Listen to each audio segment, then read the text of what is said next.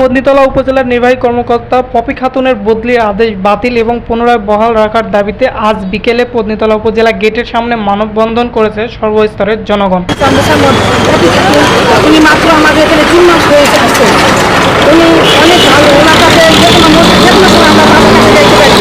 দাবি জানাচ্ছি ওনা আমাদের এখানে পত্নীতলা উপজেলায় উনি এখানেই থাকুক, আমরা এটাই দাবি জানাচ্ছি।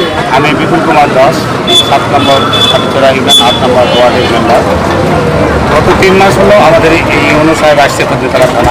এই অফিসার যেন ট্রান্সফার না করা হয়, এখানেই যেন থাকে, এই পত্নীতলাবাসী তাতে সুখে শান্তিতে থাকবে এই মনে করছি আমি।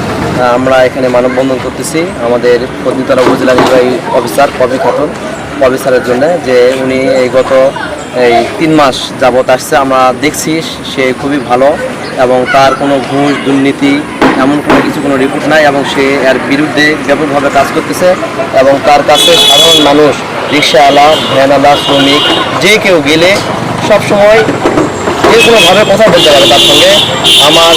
আমাদের জীবনে আমরা কখনো এরকম এই পত্নীতলা উপজেলায় পাইনি। মাননীয় প্রধানমন্ত্রী এবং আমাদের মন্ত্রী মহোদয়ের কাছে বিশেষভাবে আবেদন জানাচ্ছি আমাদের এই পপি খাতুন অফিসার আমাদের যেন উপজেলা নির্বাহী অফিসার হিসাবে আবারও তাকে রাখা হয়।